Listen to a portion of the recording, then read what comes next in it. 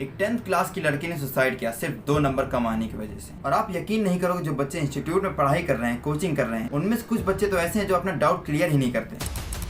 12th fail movie में भी यही दिखाया गया कि मनोज का दोस्त कभी आईएएस बनना ही नहीं चाहता था। मेरी सभी पेरेंट्स से रिक्वेस्ट है कि वो अपने बच्चों से ऐसा कुछ भी न कहें कि वो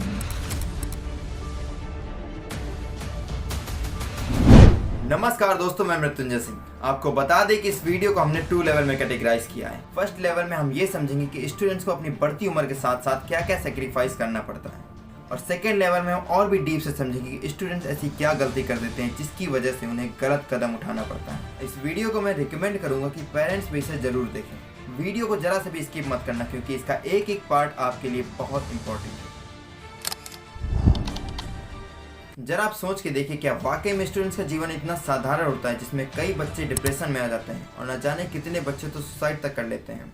सबसे ज़्यादा कठिनाई तो उन बच्चों को झेलनी पड़ती है जिन्हें किताबें उठाने की उम्र में घर की जिम्मेदारियां उठानी पड़ती हैं। जब हम 18 से 20 साल की उम्र में आते हैं तब हमें पता चलता है कि अभी तो जीवन में बहुत कुछ करने को बाकी है। अपने सपने पूरे करने हैं, कार लेनी और पेरेंट्स को कुछ करके दिखाना है। और यही समय होता है जब तुम्हारे आसपास राहु केतु भटकने लगते हैं, जिसमें कुछ अच्छे दोस्त मिलते हैं तो कुछ बुरे। और इसी बीच एंट्री लेते हैं तुम्हारे बाबू सोना। इन्हें सांप सीढ़ी के खेल के उस 99 नंबर बैठे हुए सांप की तरह समझो। अगर 10 लिया तो सीधे वहीं पहुंच जाओगे जहां तुमने शुरुआत की थी। इसमें तुम्हारा कोई दोष नहीं है, बल्कि ये समय और उम्र ही ऐसी होती है जिसमें कई तरह के हार्मोनल चेंज होते हैं, जिसकी वजह से हमारे दिमाग में कई तरह के ख्याल आते हैं। कई बच्चे इन सबको छोड़कर आगे बढ़ते हैं तो कुछ बच्चे इसमें फंस कर अपना कैरियर बर्बाद कर लेते हैं। और आप यकीन नहीं करोगे, जो बच्चे इंस्टीट्यूट में पढ़ाई कर रहे हैं, कोचिंग कर रहे हैं, उनमें से कुछ बच्चे तो ऐसे हैं जो अपना डाउट क्लियर ही नहीं करते। पहले तो सोचते हैं कि पूछो कि ना पूछो, सब मुझ पर हंसेंगे।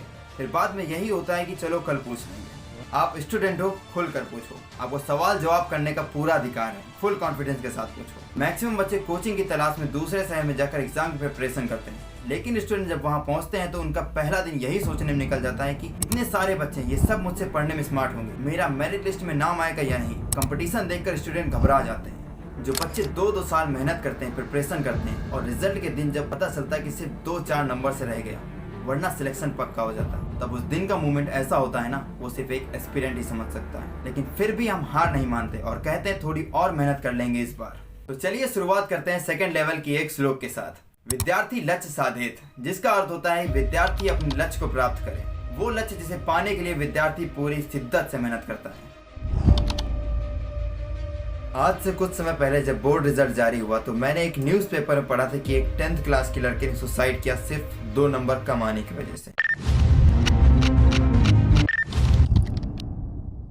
क्योंकि जिस स्कूल में वो पढ़ रही थी उसके टॉपर के उससे सिर्फ 2 नंबर ज्यादा आए थे, और वो टॉपर कोई और नहीं बल्कि उसकी फ्रेंड थी। आज के समय में ऐसा कोई भी स्टूडेंट नहीं है जो ये चाहता है कि कोई भी मुझसे आगे निकल जाए। जब कोई किसी भी एग्जाम में टॉप करता है और एयर 1 लाता है तो उसके पीछे खड़े हुए बहुत से एस्पिरेंट ये सोचते हैं कि कल मैं भी वहां पर हूँगा और मेरा भी नेम वॉल ऑफ फेम में लिखा जाएगा, फिर चाहे वो जेई हो, नीट हो या फिर यूपीएससी एग्जाम में क्यों ना हो।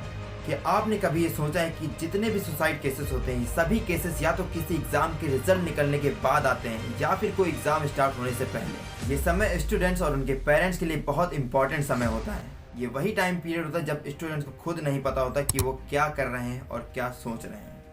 जिसके नंबर अच्छे आए होते हैं वो तो सेलिब्रेट कर रहा होता है, लेकिन जो फेल हो गया या फिर क्वालिफाई नहीं हो पाया वो डिप्रेस्ड हो जाता है। मैक्सिमम बच्चे एग्जाम की तैयारी करने के लिए घर परिवार से दूर किसी दूसरे शहर में जाकर रहते हैं। स्टूडेंट जब वहाँ पहुँचते हैं तो सोचते हैं कि मेरे पेरेंट्स ने मुझे बहुत मेहनत से यहाँ पर भेजा है, मैं मन लगाकर पढ़ूंगा और अपने पेरेंट्स को बेहतर रिजल्ट दूंगा। जब ये अचीवमेंट उन्हें नहीं मिलती है तो वो स्ट्रेस में आ जाते हैं। स्ट्रेस को आप बैड थिंकिंग भी कह सकते हैं, एक गलत सोच जो कि एक दूसरे से स्प्रेड होती आ रही है। ये सोच है, अगर मैं क्वालिफाई नहीं हो पाया तो बेइज्जती होगी, मेरे पेरेंट्स क्या कहेंगे, मेरे फ्रेंड्स क्या कहेंगे, और भी बहुत कुछ। और ऐसी कई बातें दिमाग में स्क्रॉल होती रहती है। ये सारी बातें धीरे धीरे दिमाग पर हावी हो जाती हैं और बच्चा ना चाहते हुए भी गलत कदम उठा लेता है। एग्जाम में फेल हो जाना या क्वालिफाई ना कर पाना ये कोई इतना बड़ा इशू नहीं है कोई बच्चा सुसाइड करने को सोच सके। उसे इरिटेशन होने लगती है, खुद को लोनली फील करता है और धीरे धीरे वो अपना कॉन्शियसनेस खोने लगता है और उसे सिर्फ एक ही रास्ता नजर आता है इन सारी सिचुएशन से बाहर निकलने का, और वो रास्ता आप समझ गए होंगे। अब बात करते हैं कि पेरेंट्स को इस सिचुएशन में क्या करना चाहिए। पेरेंट्स को अपने बच्चे से प्रॉपर कांटेक्ट में रहना चाहिए, उन्हें मोटिवेट करते रहना चाहिए कि एग्जाम नहीं निकला या क्वालिफाई नहीं हो पाए तो कोई बात नहीं, अगली बार फिर से देना, इस बार नहीं हुआ तो अगली बार जरूर होगा, डोंट वरी। ये कोई अकेली ऐसी अपॉर्चुनिटी नहीं कि इसी को पाकर तुम्हें सब कुछ मिल जाएगा। अभी पूरी लाइफ पड़ी, आगे कुछ भी कर लेना।